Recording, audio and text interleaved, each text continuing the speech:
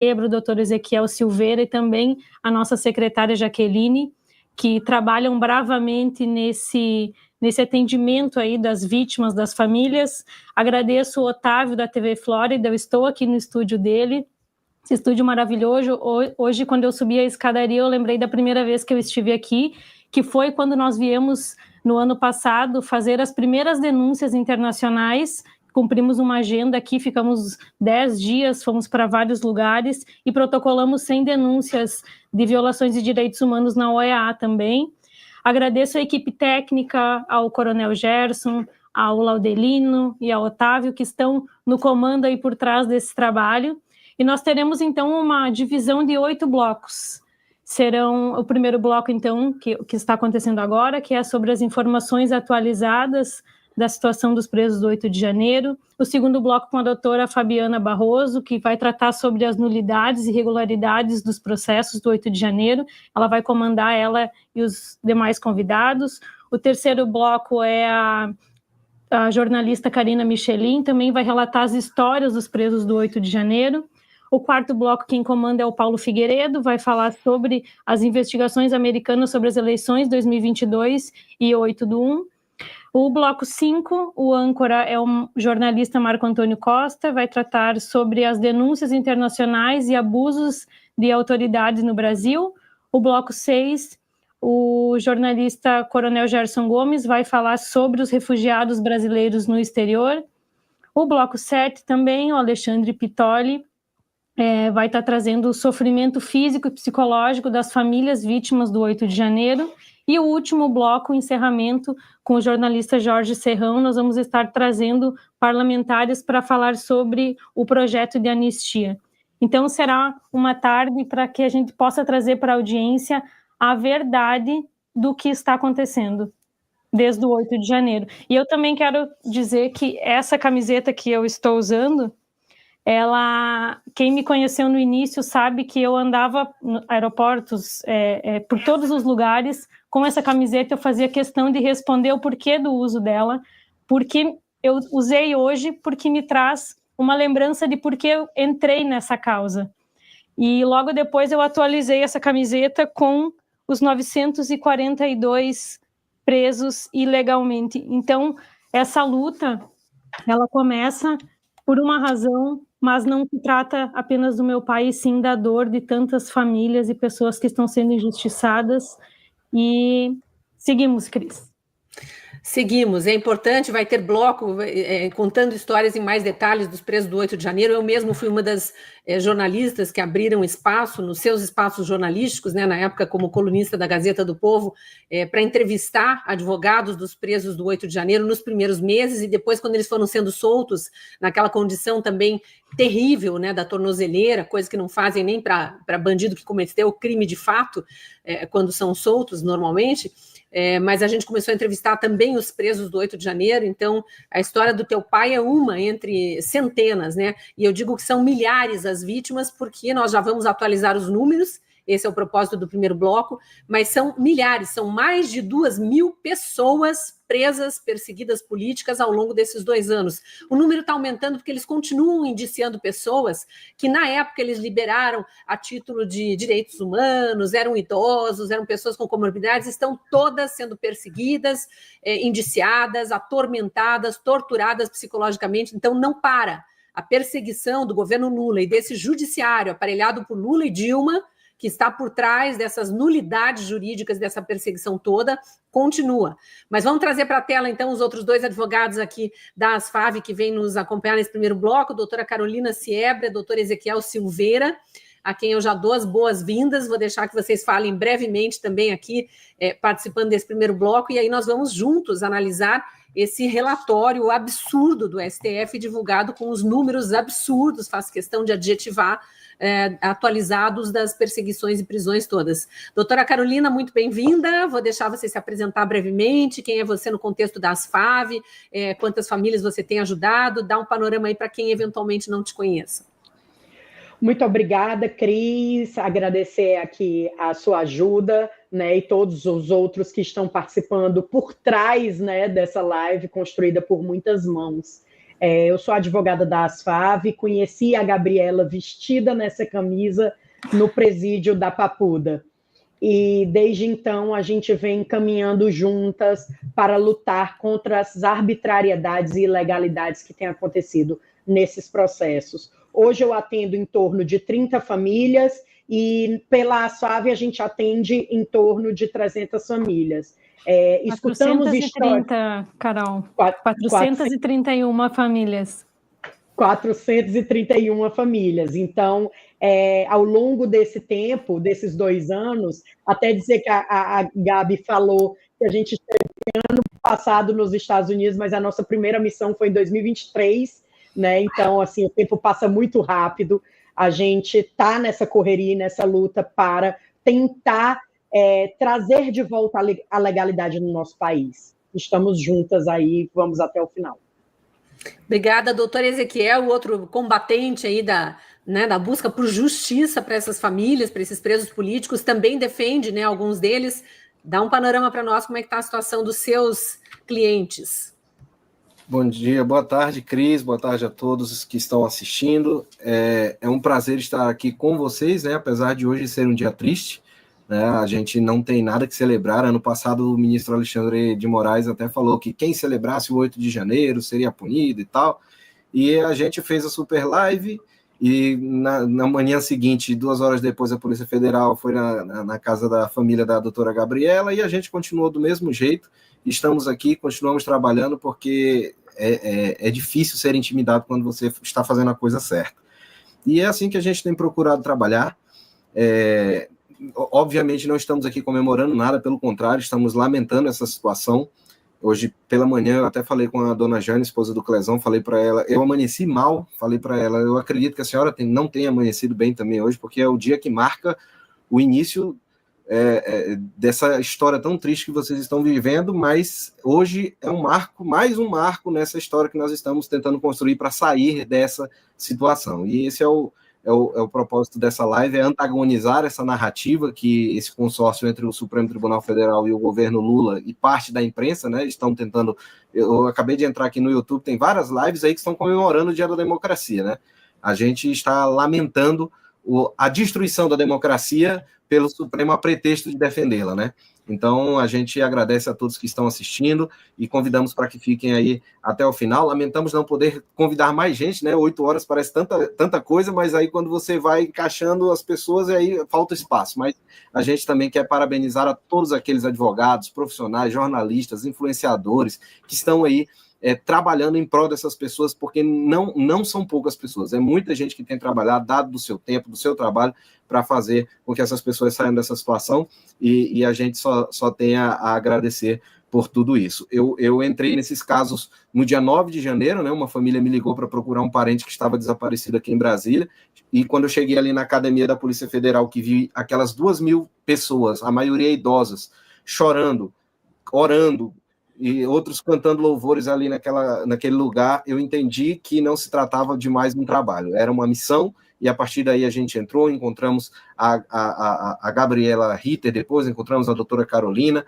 e nos unimos, formamos essa família. Hoje eu considero elas minhas irmãs, e nós estamos juntos aí nessa luta.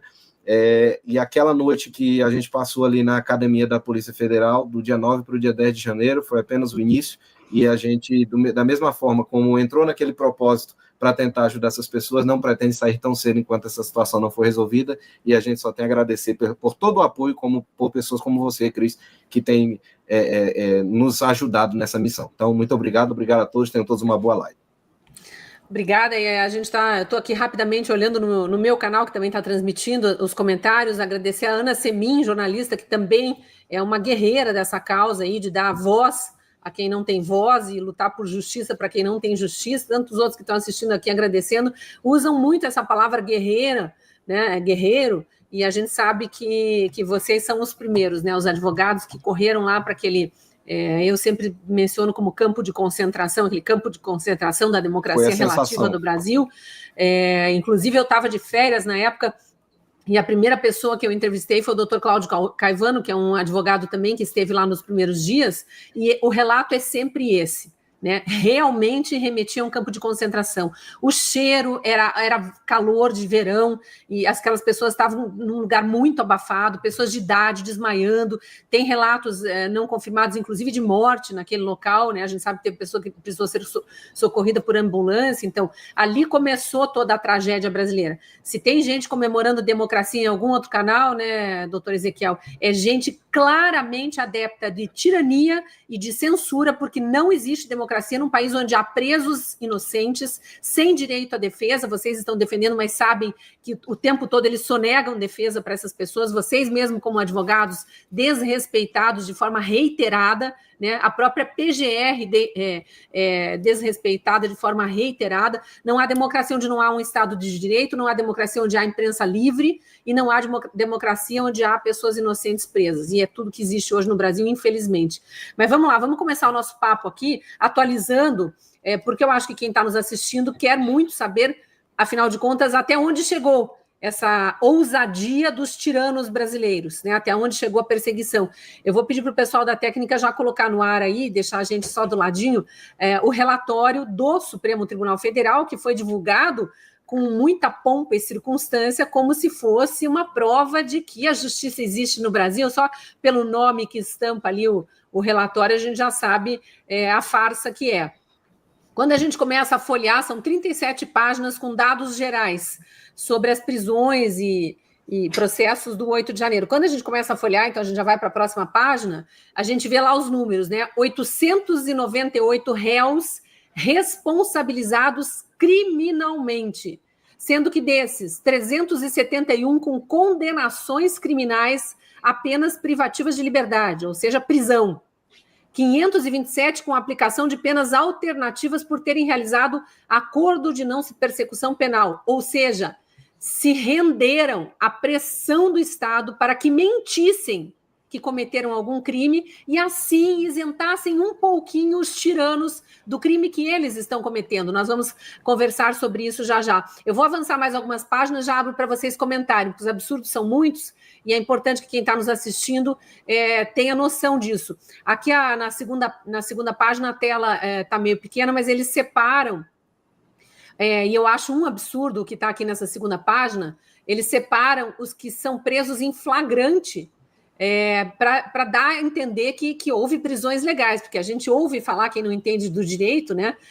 A gente ouve falar em prisão em flagrante e pensa, o cara foi pego cometendo um crime, tem que pagar pelo crime. Não, a gente não está falando de um assassinato, a gente não está falando de um estupro, de uma pedofilia, de um assalto à mão armada, latrocínio, homicídio, nada disso, nada disso. Essas pessoas, o flagrante foi porque elas estavam dentro de nem depredação, nem vandalismo, porque isso houve, a gente não apoia isso, obviamente, mas não há prova de que esses presos todos aqui, que eles colocam no relatório, com raríssimas exceções, não há prova de que eles vandalizaram, de que eles destruíram, de que eles depredaram, muito menos de que estavam tentando cometer um golpe de Estado, que essa narrativa é só para boi dormir mesmo, como diz o ditado. A prisão em flagrante ali, o primeiro número... Essas 2.172 prisões em flagrante incluem as 1.500 pessoas que foram sequestradas lá na frente do quartel-general do Exército, né? Eu chamo de sequestro.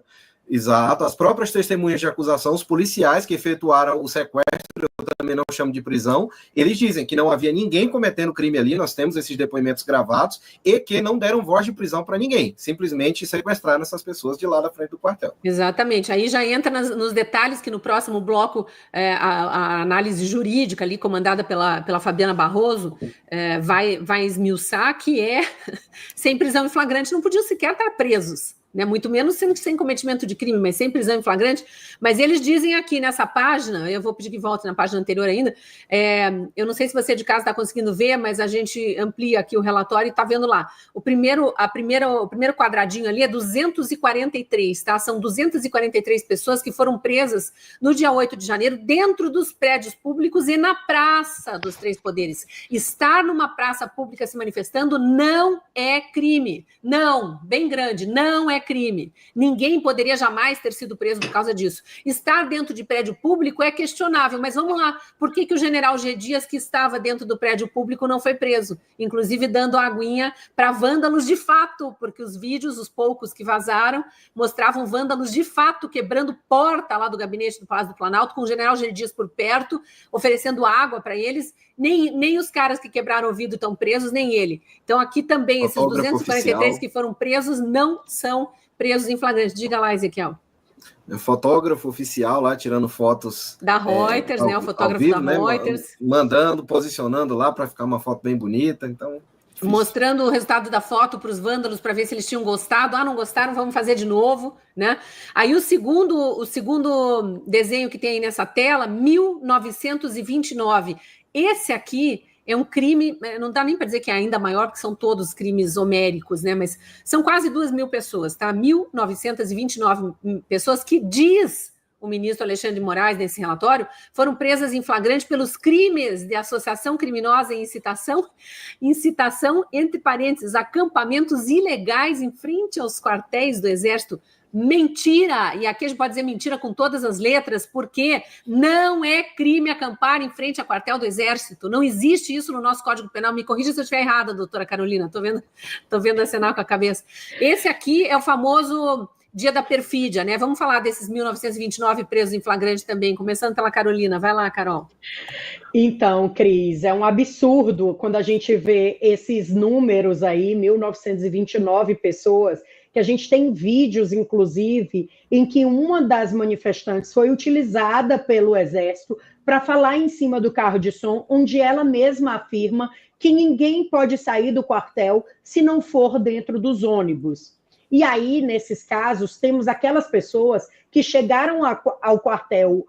Por exemplo, eu tenho um rapaz que é filho de uma cliente que ele entrou no quartel para buscar o carro da mãe, ele e a esposa, e de lá ele não conseguiu mais sair com as próprias pernas. Ele entrou no ônibus e foi levado para a Academia Nacional de Polícia. Igual a ele, existiram várias pessoas que chegaram ali para buscar alguma coisa ou para procurar alguém e tiveram que ser levadas dentro dos ônibus. E se 1.929 pessoas estavam cometendo crimes por estar acampada na frente do quartel, por que essas pessoas não foram presas no primeiro dia em que montaram o acampamento? Por que as Forças Armadas emitiram um relatório dizendo que aquele acampamento delas eram acampamentos legais e constitucionais e que nada seria feito? Ao passo disso, a gente traz que isso tudo foi uma grande farsa, quando a gente pega a fala do ministro Flávio Dino, aquele que sumiu com as imagens do Palácio do Planalto, do Palácio da Justiça, dizendo que, a partir do dia 1º de janeiro, quando Lula foi empossado, aquela palhaçada, como ele chamou, iria acabar. Então, está claro para toda a sociedade que aquilo ali foi uma grande farsa e eles continuam vendendo essa narrativa como se verdade fosse. Ezequiel e Gabriela querem comentar sobre os presos em flagrante, entre aspas? A doutora Carolina já expôs tudo muito bem.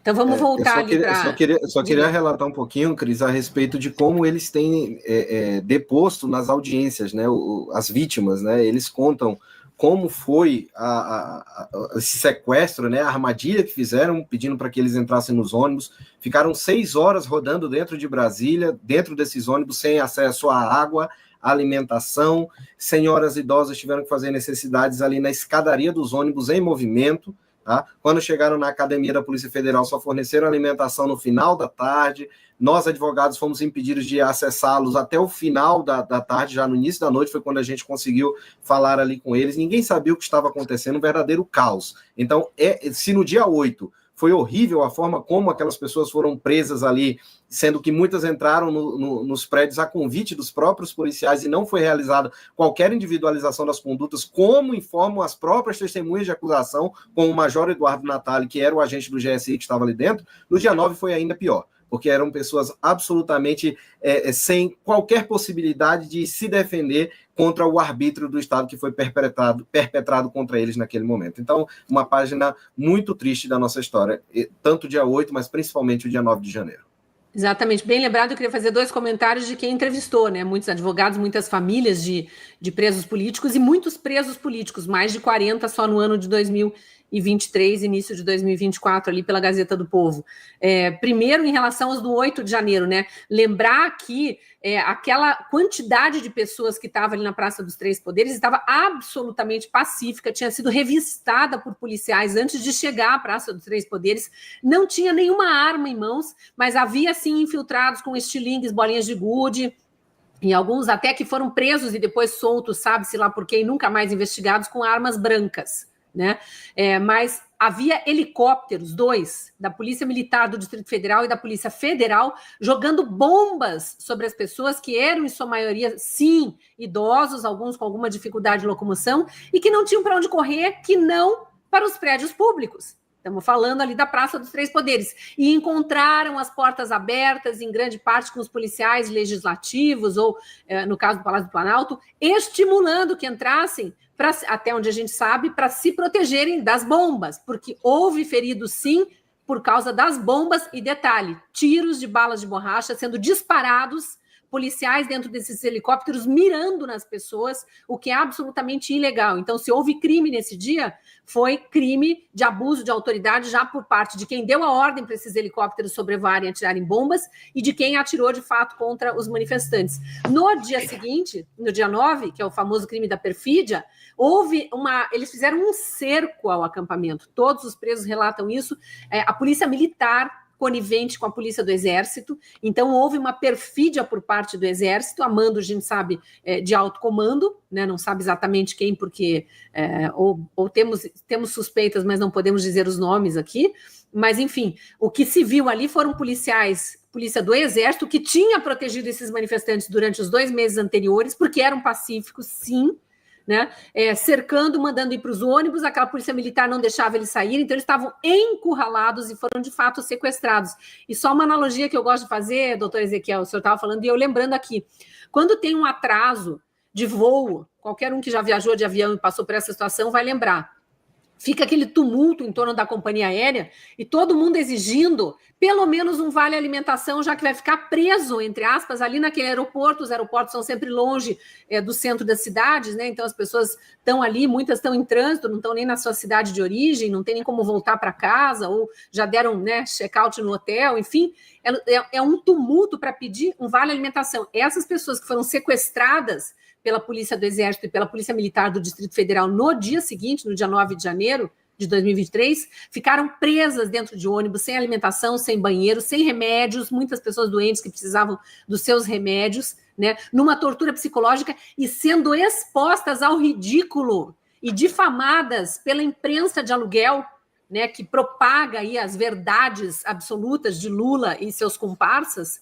Então, tudo isso, por si só, já deveria ter gerado criminalização dos abusadores de autoridade e penalizações. Isso vai ser discutido no bloco jurídico, mas é uma observação que eu gosto sempre de fazer. Diga, Carolina. O que acontece? Agora, depois de muitos julgamentos, o ministro pediu para a Polícia Federal colocar imagens nos processos das pessoas que depredaram ou fizeram alguma coisa ali.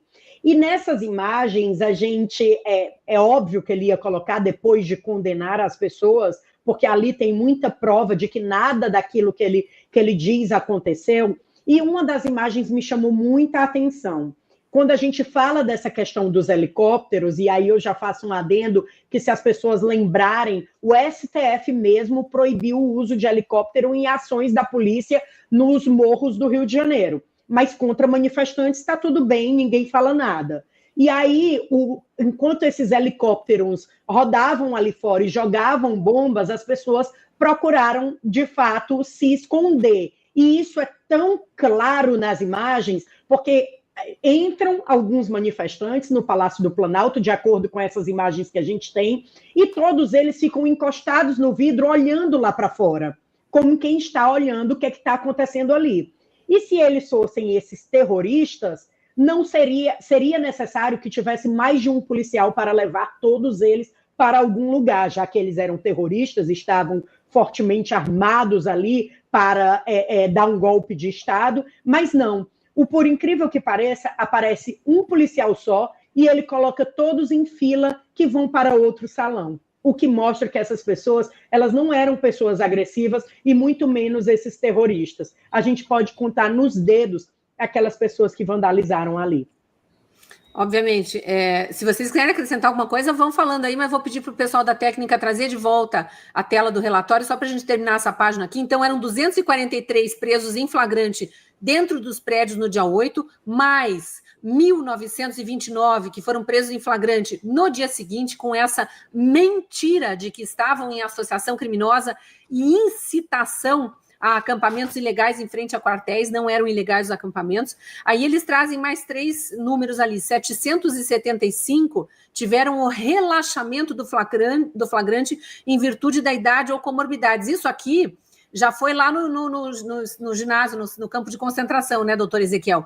Aí eu queria que explicasse por que esses 775 agora estão sendo perseguidos. Então, eles colocam no relatório aqui relaxamento do flagrante para dar ideia para aqueles iludidos pela narrativa oficial, aqueles que acabam se deixando passar quase por uma lavagem cerebral por essa mídia de aluguel aí.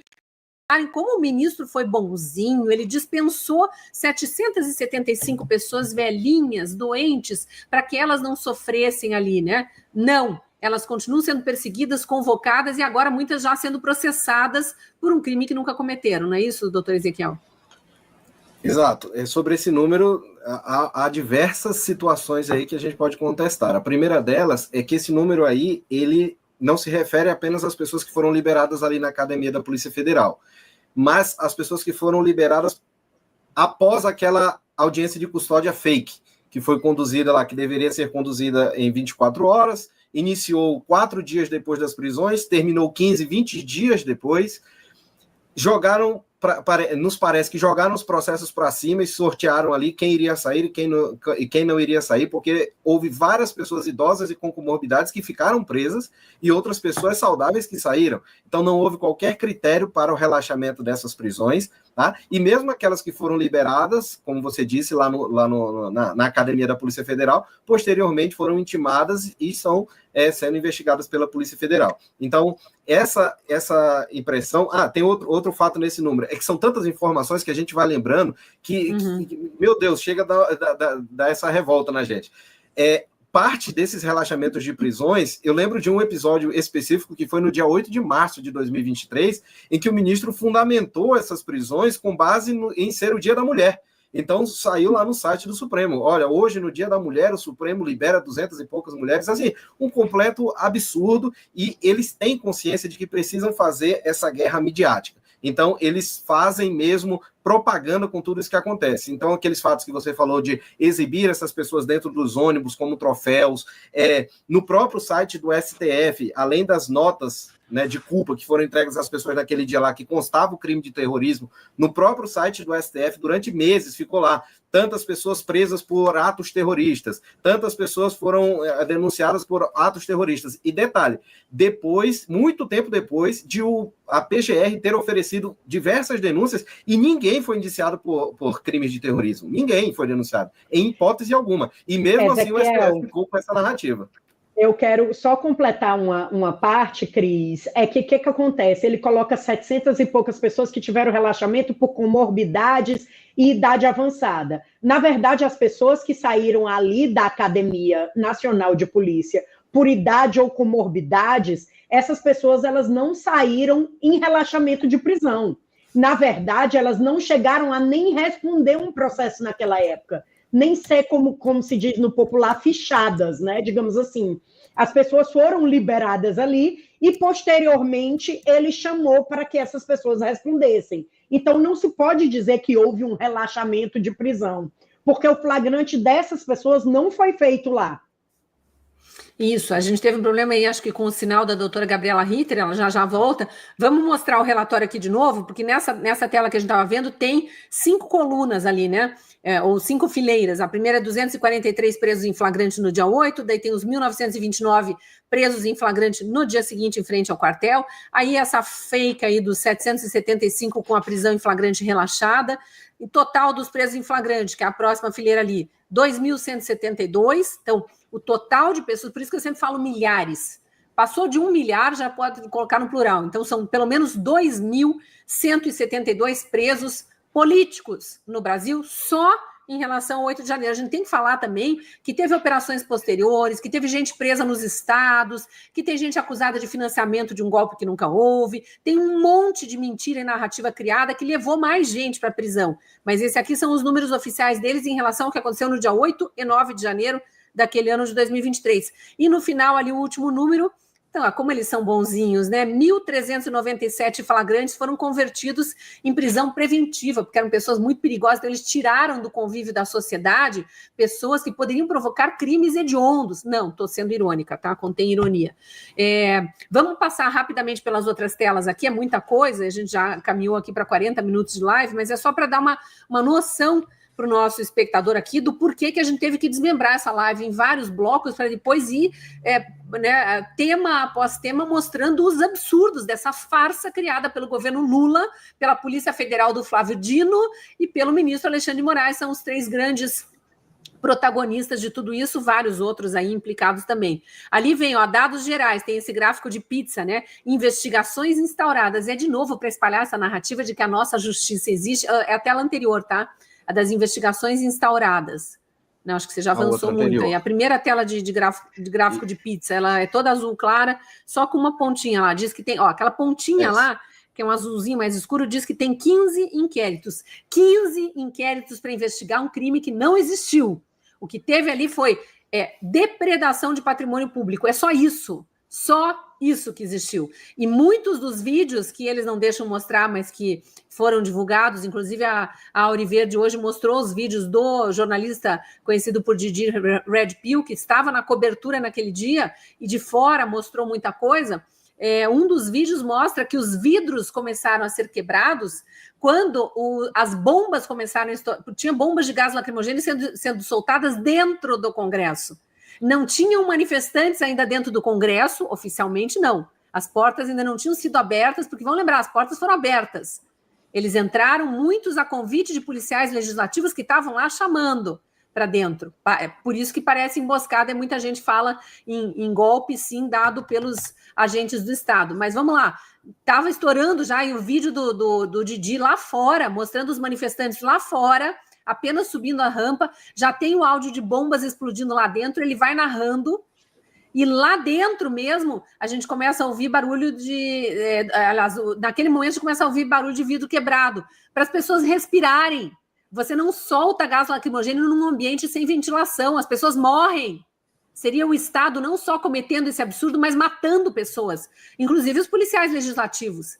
Então, no meio de uma balbúrdia dessa, só com vídeos detalhando cada caso, conduta a conduta, que se pode afirmar o que aconteceu. Mas aqui eles instauraram 15 inquéritos para dizer que estavam fazendo muita investigação. Ofereceram 1.659 denúncias. Cris, diga. Ainda nesse gráfico do inquérito lá, são 15 inquéritos, tá? E 893 PETs.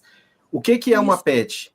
É um inquérito disfarçado. Isso é uma dissimulação do ministro Alexandre de Moraes, porque quando você abre um inquérito no Supremo, quem tem que abrir é o presidente do Supremo e é preciso sortear um relator para aquele inquérito. Então, o que ele faz? Ele abre uma PET, que nada mais é do que um inquérito, só que a PET não precisa ser sorteio. Ele simplesmente vincula essa PET a um inquérito qualquer que ele tenha lá sob a posse dele e mantém aquela investigação sobre o seu comando, isso tudo com a anuência e a cumplicidade dos demais ministros do Supremo Tribunal Federal. E em sigilo, né? Tem uma conivência ali dos outros 10, né?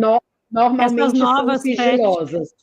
São todas em sigilo, principalmente dos organizadores, as pessoas que foram sendo investigadas no decorrer da Operação Lesa Pátria.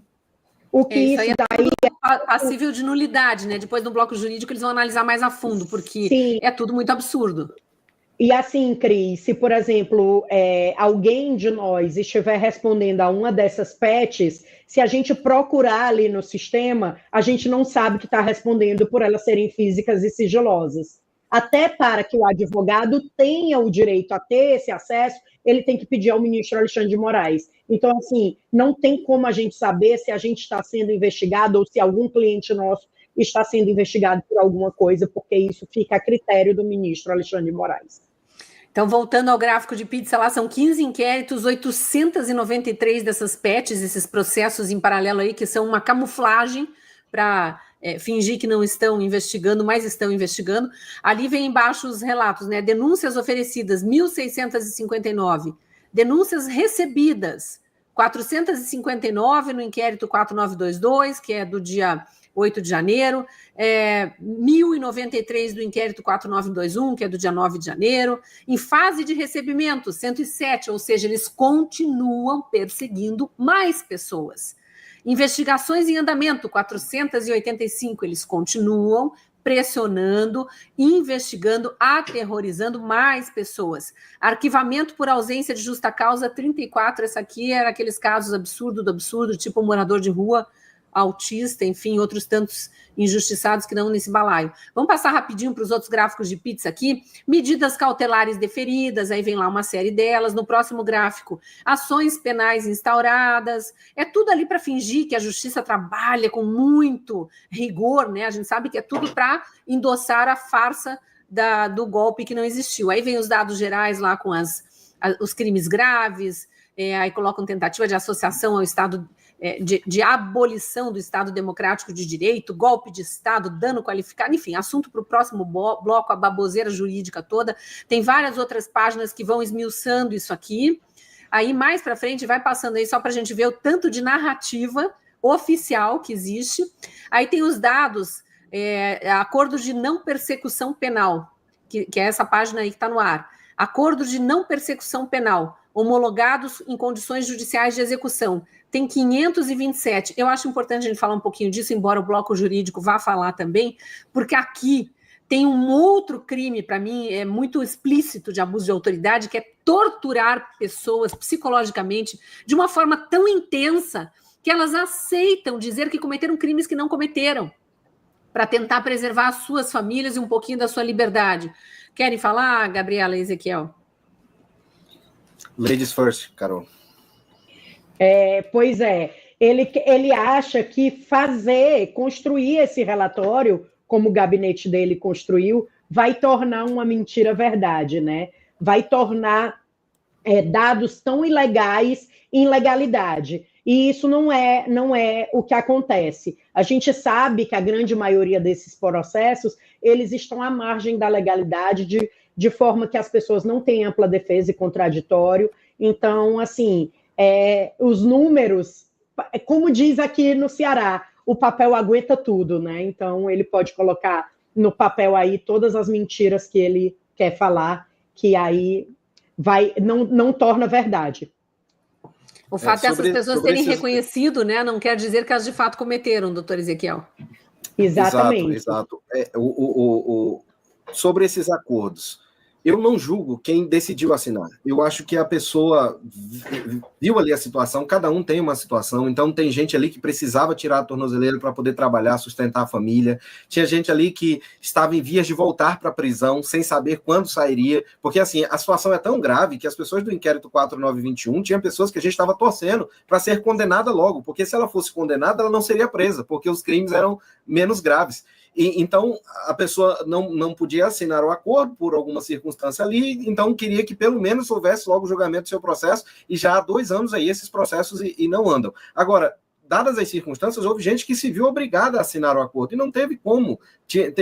Agora, quem conseguiu ficar mais tempo, quem consegue até hoje, né, ficar mais tempo de tornozeleira, suportar todas essas medidas cautelares que são impostas contra elas, estão aí lutando bravamente. Agora, esses acordos não têm validade nenhuma, são acordos absolutamente inconstitucionais, as cláusulas são abusivas, são punitivistas, inconstitucionais. Então, da mesma forma que os acordos de leniência da Lava Jato foram anulados posteriormente, nós acreditamos que esses acordos serão anulados no futuro. Agora, a diferença é que as razões serão diversas. Aqueles serão anulados porque mudaram julgadores favoráveis àqueles que cometeram corrupção. Nós esperamos que esses acordos sejam anulados posteriormente quando entrarem juízes sérios no Supremo Tribunal Federal.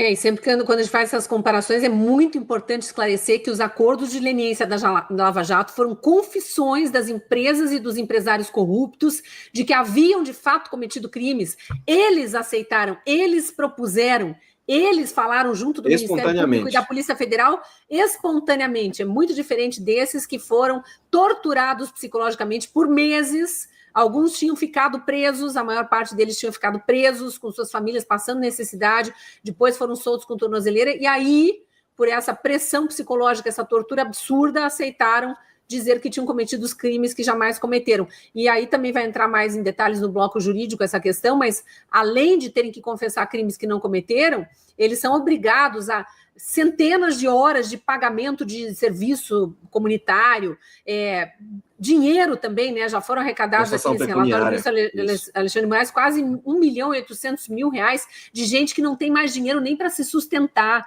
Então é um absurdo, assim. Eu não canso de usar essa palavra porque é revoltante o que estão fazendo com essas pessoas. Eu queria voltar para mais uma tela aqui, a próxima, depois desse do acordo de não persecução penal, que é a detalhe, tela que eles estão censurados, né? Essas pessoas elas não podem usar suas redes sociais. Um desses exemplos é o Felipe Jimenez. Ele fez um acordo de não persecução penal, porque colocaram ele como se ele tivesse alguma ligação ali com o 8 de janeiro, e ele está censurado nas redes sociais por conta desse acordo. O que é um profissional da justiça, né, que vinha atuando de forma muito contundente há anos para pedir uma eleição limpa no Brasil, a contagem pública dos votos, inclusive, que agora está sendo discutida no Congresso em forma de projeto de lei, mas já está na Constituição, já deveria estar garantida, e não é, né? A gente não tem contagem pública desde 1996, quando foram foram colocadas as urnas eletrônicas, implantado o sistema eletrônico de votação no Brasil. Gabriela, quer acrescentar alguma coisa? E tem também a palhaçada do curso para que eles aprendam o que é a democracia. Com professores padrão Felipe Neto. Realmente, assim, não dá nem para comentar, porque o negócio é tão esdrúxulo que dispensa comentários. Nessa tela que está no ar aí, está falando das condenações, que eu acho que é uma informação importante que a gente precisa atualizar também para quem está nos assistindo. Execuções penais por crimes graves. Isso é a narrativa deles, né? Condenados em regime fechado, 223 pessoas, 2 em regime aberto. E aí tem as execuções penais ali embaixo, crimes simples, entre aspas, né, simples, condenados em regime aberto com conversão de penas, 143 pessoas e mais 3 em regime aberto. Aqui a gente fala de condenação de todo tipo, né? A gente tem aquelas condenações de até 17 anos, tem um que eu estava vendo hoje, 17 anos e 6 meses de prisão.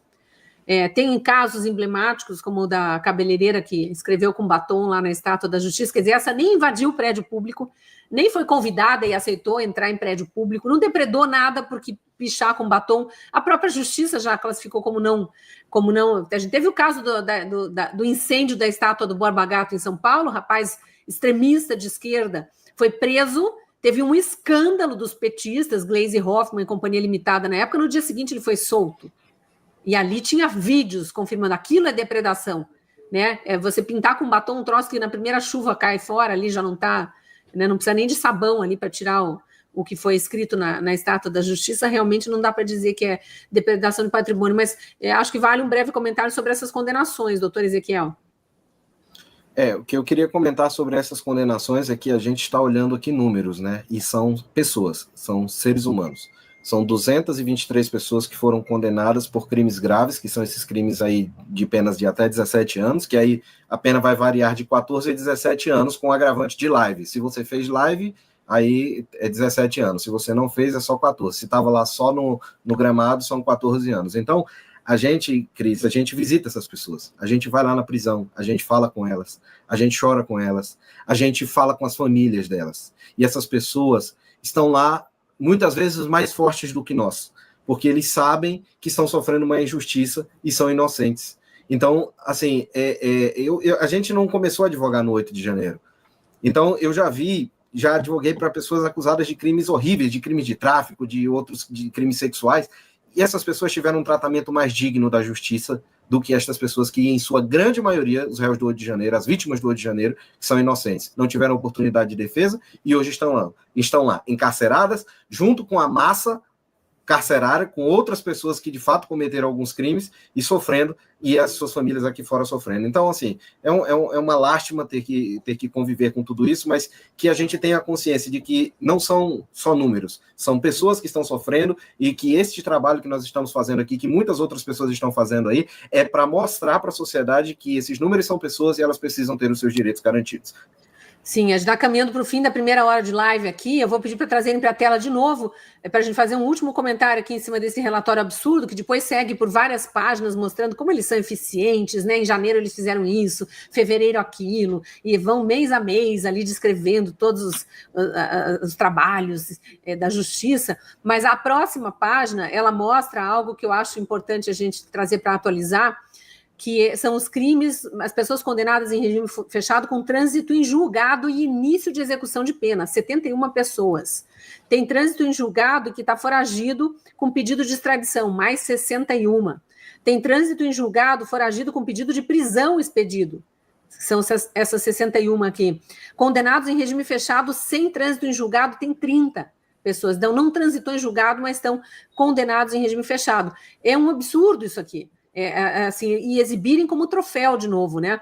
Fazer uma última rodada de comentários aqui, porque depois eu vou deixar o doutor Ezequiel dar um recado importante aí do site, da página de anistia, e a Gabriela encerrar o bloco inicial aqui das atualizações dos números. Então, esses transitados em julgado, Carolina, o que a gente pode falar? Então, Cris, a gente já viu, né, nesse início, todas as ilegalidades que o ministro vem cometendo. Aliás, todas não, que agora vem a maior de todas. Além dele ser o juiz que conduziu um inquérito, ele foi o juiz que julgou e ele é o juiz que está querendo executar a pena dessas pessoas quando deveria ser executado por outro juiz, que todo mundo que estudou direito sabe disso.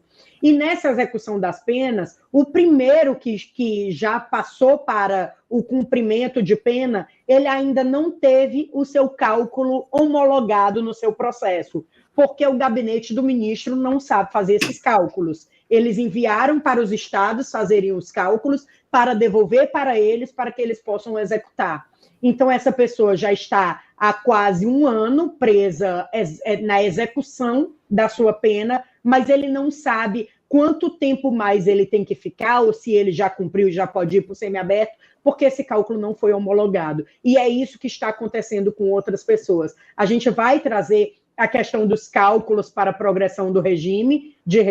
Tem pessoas que, se fosse pela contagem de 16%, já que é crime sem violência, ele progrediria com 16%, ele deveria ter progredido em dezembro. Mas a gente não tem esses cálculos e não sabe a que fontes da cabeça do ministro ele vai usar para calcular. Então, a gente está aguardando para que essas pessoas possam ser liberadas para um regime semiaberto. E lembrando, doutora Carol, que tem 101 pessoas que já estão em fase de execução da pena. Esses números foram apurados pela doutora Andriele, que faz um trabalho também bem importante e que não tem esse cálculo.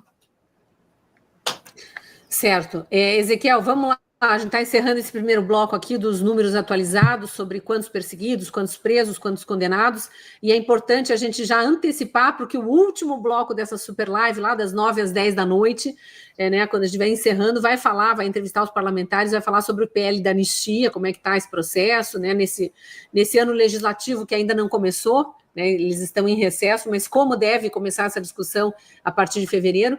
Mas já tem um site, né, que eu acho que foi a própria Asfav, eu não sei quem que está por trás da construção desse site, que eu gostaria que o senhor falasse um pouco mais sobre ele. Exato, Cris, obrigado. Então, a gente sabe o quanto que é importante essa guerra da narrativa, né, para que a gente conte de fato a verdade e não que vença a narrativa que está sendo criada aí contra essas pessoas. Então, nós vimos que há alguns meses foi criado um site sem anistia, que inclusive foi patrocinado aí por alguns influenciadores de esquerda e tal, e a gente, para antagonizar essa iniciativa, nós criamos também um site agora, e hoje nós estamos fazendo o lançamento. Ontem eu falei lá na Rádio Auriverde que hoje nós teremos uma surpresa, a surpresa é essa, hoje nós estamos lançando a nossa campanha, nosso site www.anistiaja.org, sem o BR, tá? anistiaja.org. O que tem nesse site? Esse site tem o objetivo de nós coletarmos assinaturas para um abaixo-assinado a favor da anistia das vítimas do 8 de janeiro. Aí vocês estão vendo aí a primeira página, né? Pode passar lá, né? Essa é a página inicial. Aí na segunda página a gente conta um pouquinho, né, do 8 de janeiro, a farsa do 8 de janeiro, o que foi que aconteceu, para quem está alheio aí, e não se surpreendam, há muitas pessoas na sociedade brasileira que não sabem o que de fato está acontecendo. Então a gente conta um pouquinho de forma resumida o que foi que aconteceu aí, pode passar. Na sequência, a gente mostra um pouquinho dos casos emblemáticos do 8 de janeiro. Então a gente traz aí o caso do Clezão, que faleceu, o caso do pastor Jorge, que continua preso até hoje, que foi preso por conta de um homônimo, uma pessoa que tinha o mesmo nome que ele, e aí pegaram os antecedentes criminais dessa pessoa e o mantiveram preso. Uma pessoa que estava presa, está com tornozeleira hoje com câncer. O caso do Felipe Martins, da Débora, são alguns casos mais emblemáticos, gravíssimos, que têm acontecido em relação ao 8 de janeiro. E aí, no finalzinho, você vai ter a oportunidade de colaborar com essa campanha. Como você colabora? Assinando. Então, tem aí, você vai preencher com o seu nome, o seu e-mail, o seu estado, né? E o restante já está pré-preenchido aí, que é o assunto e o corpo do e-mail. Para onde vai esse e-mail? Nós estamos direcionando, quando você clicar aí em enviar e-mail, esta mensagem será direcionada para os presidentes da Câmara dos Deputados e do Senado Federal, tanto os que estão saindo como os que estão entrando, que a gente já mais ou menos sabe quem serão. Então, com assinando essa campanha, a organização aí é da ASFAB, tem a colaboração aí da IES Brasil, da Auro Verde e outras instituições. Então, você assinando essa campanha, você vai estar colaborando para a assinatura desse abaixo-assinado e, ao mesmo tempo, enviando um e-mail para os presidentes das casas do Legislativo para que eles possam dar andamento a esse projeto da anistia. A anistia não é ideal, o ideal é que fossem anulados esses processos, nós sabemos, mas quem anula processo do STF é o próprio STF e eles não vão fazer isso. O governo federal, o poder executivo, que poderia também promulgar uma anistia, alguma coisa assim, não vai fazer. Então, a solução que nós temos é através do poder legislativo, e a ferramenta que o poder legislativo tem hoje é a anistia. Então, essa é a pauta pela qual nós temos que brigar e trabalhar nesse ano de 2025, e esse abaixo-assinado vai ser fundamental. Então, aqui abaixo está passando o site www.anistiaja.org. Você entra lá, assina, manda para alguém. Se cada pessoa que está assistindo essa live, nós temos aí quase 15 mil pessoas, mandar para 2 pessoas, a gente já ganha da contagem lá do site Sem Anistia. Então, vamos para cima, vamos trabalhar em cima dessa campanha, porque com certeza vai ajudar na pressão política para que nós resgatemos as vidas dessas pessoas. Exatamente. Meu último recado aqui, dei uma breve olhada no chat, no meu canal do YouTube, que é um dos canais que estão transmitindo em paralelo. Agradeço desde já todos que estão acompanhando pelo meu canal ou por qualquer dos outros canais. Tem infiltrado nos chats, né? Sempre tem. Tem gente à toa ali falando bobagem, falando mentira, acusando. Denunciem essas pessoas para o YouTube, bloqueiem essas pessoas das suas redes, não permitam que essas pessoas continuem endossando narrativa. Aqui no meu YouTube eu já denunciei e já bloqueei esses tiranozinhos, né, incitados por tiranos maiores. Gabriela, vou deixar você encerrar e já alertando que o próximo bloco, que é sobre análise jurídica, será apresentado pela Fabiana Barroso. Já vou trazer a Fabiana para a tela e pedir que vocês três continuem no ar, pelo menos nos bastidores, porque são advogados que vão entrar no próximo bloco também, doutor Sebastião Coelho, tem juristas, né? Tem o procurador de justiça Marcelo Rocha Monteiro, doutor André Marcília, mas todo mundo, por questões de agenda, ainda está se conectando, então, eventualmente, vocês mesmos começarem já o questionamento das nulidades jurídicas. Gabriela, muito obrigada, viu, pelo convite, por mais um ano, para que eu possa também estar aqui participando e me solidarizando com as famílias, né, com todos os presos políticos, os perseguidos políticos, os exilados políticos, todos os censurados, os jornalistas perseguidos, e especialmente também as famílias que ficam meio que à margem aí, mas a gente sabe que sofrem demais. Obrigada, Cris. É sempre uma honra poder ter a tua presença, né, ter a tua força, a tua verdade, e saber que você vai continuar conosco nessa luta. E agradeço também ao doutor Ezequiel, doutora Carolina, pela bravura de sempre, e uma satisfação saber que temos pessoas que Deus uniu para que pudessem fortalecer essa causa. Então, eu agradeço a Cris e passamos para o nosso próximo tema. com a jornalista e doutora Fabi Barroso. Então vamos lá, a gente vai chamar a Fabi aqui para a tela, deixar os advogados nos bastidores um pouquinho, talvez eles voltem no próximo bloco, já agradecendo o doutor Ezequiel Silveira, a doutora Carolina Siebra, né, deixando uma mensagem de força para que continuem, a gente sabe que vocês vão continuar, mas a verdade sempre aparece e o bem sempre vence, eu faço questão de repetir essa frase, a gente não pode deixar de acreditar nisso, Deus no comando sempre, sabemos que são pessoas de Deus, que estavam lá se manifestando pelo Brasil, patriotas, né, pessoas de bem, trabalhadores, e Deus há de trazer força também para todas elas. Obrigada, viu, pela participação de todos vocês, sigam na luta, e eu trago agora a Fabiana Barroso aqui para a tela, já para dar um oi para a nossa queridíssima Fabiana Barroso, que é também advogada, né, conhece muito bem todo o lado jurídico, as nulidades. Fabi, um prazer ter você aqui de novo conosco, agora começando a segunda hora da super live do 8 de janeiro, os 2 anos de farsa.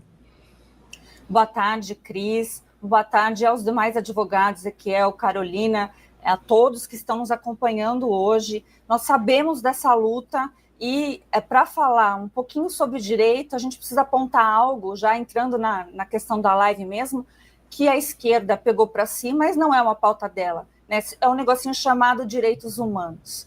Então, esses nobres advogados que estão aqui conosco na tela e os que vão entrar agora na particularidade, né, do mundo jurídico, sem ficar aquela coisa chata, tentaremos apontar as violações de direitos humanos, algo grave, né, considerado algo grave no mundo inteiro.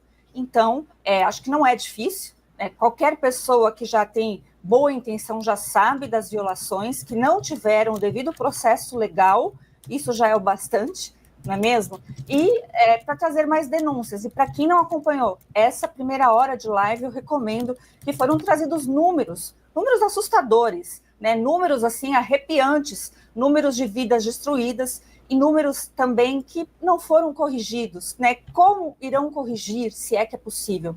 Então, a gente está na situação de ainda sanar as pessoas todas que estão presas ou com tornozeleira nas situações que vocês colocaram, e teremos ainda a situação depois de fazer justiça por essas pessoas, né? Eu sei que não faltará força de vontade, mas como vocês falaram de Deus, eu vou começar por ele, né? Se Deus é por nós, quem será contra nós? Então, diante disso, né, eu passo a palavra aí para, então, o doutor Ezequiel, para fazer esse link. Cris, muito obrigada pelo seu trabalho, mais uma vez ao seu lado, minha grande amiga, que Deus te abençoe também. Obrigada, boa tarde, boa sequência de live para vocês. Obrigado, Cris. Obrigada, Cris. Obrigada, Cris. Boa tarde, Fabi, seja bem-vinda, obrigado por ter aceitado o nosso convite. E, assim, nós temos um relatório que nós temos procurado atualizar de violações que nós temos catalogado nesses casos do 8 de janeiro. E nós dividimos essas violações em 3 grupos. Violações de direitos humanos, nulidades e irregularidades processuais e violações de prerrogativas dos advogados. Então, dentro desses 3 grupos, você encontra muitos absurdos de todas as formas. Ontem, a gente deu algumas entrevistas para alguns meios de comunicação, e aí um repórter da CNN me ligou e falou, você poderia citar algumas violações? Eu falei, eu posso ficar 8 horas falando aqui de violações para você, tem de todo tipo. Mas, para a gente iniciar aqui falando a respeito dessas violações de direitos humanos, a gente pode falar um pouquinho do que são os direitos humanos, que são aqueles direitos mais básicos que as pessoas têm, né? De se alimentar, de poder trabalhar, de dar o sustento para sua família. E nestes casos do 8 de janeiro, essas pessoas tiveram seus direitos humanos violados desde o primeiro momento. Então, lá no 8 de janeiro, vamos começar do 8 de janeiro, quando aquelas pessoas foram presas lá no interior dos prédios públicos. Não foi feita a individualização das condutas, simplesmente as prenderam ali de baseadas, e essas pessoas presas passaram a noite inteira sem alimentação. Não ficaram em um local adequado. Depois foram levadas para o presídio. Foi feita coleta de material genético daquelas pessoas ilegalmente, porque a lei brasileira não autoriza que seja feita coleta de material genético de pessoa presa provisoriamente. Aí a gente vai para o 9 de janeiro, que foi onde aconteceu a maioria das violações de direitos humanos, que nós já relatamos algumas aqui, pessoas que ficaram sem alimentação, sem bebida dentro dos ônibus, que tiveram que fazer as suas necessidades de evacuação ali na escadaria dos ônibus, enquanto estavam em movimento, senhoras idosas, crianças que foram presas. Então, assim, quando essas pessoas foram levadas para o presídio, serviram alimentação estragada para elas, com larva, com caco de vidro, com fio de cabelo. Essas pessoas, teve gente que entrou lá e perdeu 20, 30, 40 quilos quando ficou 2, 3 meses presas. Então, assim, gente, não se trata de direita ou esquerda, não se trata de ser inocente ou culpado. Toda pessoa humana, ela é um sujeito de direitos. Esses direitos precisam ser respeitados. Não, ainda que essas pessoas tivessem cometido algum crime, elas não poderiam ser tratadas piores do que animais como estão sendo tratadas. E muito menos quando nós sabemos que a maioria delas é inocente. E até hoje, essas pessoas estão sofrendo com isso, com as tornozeleiras eletrônicas que lhes impedem de trabalhar, de colocar o sustento dentro das suas casas, de, por exemplo, não ir à igreja, não podem ir à igreja nos domingos à noite, tem que pedir autorização para o ministro Alexandre de Moraes, o que é uma violação da liberdade religiosa, que é também um direito humano. Então, assim, são vários exemplos que a gente, repito, podemos falar aqui por horas, mas eu vou deixar que as minhas colegas também citem alguns exemplos, porque é revoltante, mas a gente precisa deixar isso registrado para que todo mundo saiba o que de fato está acontecendo.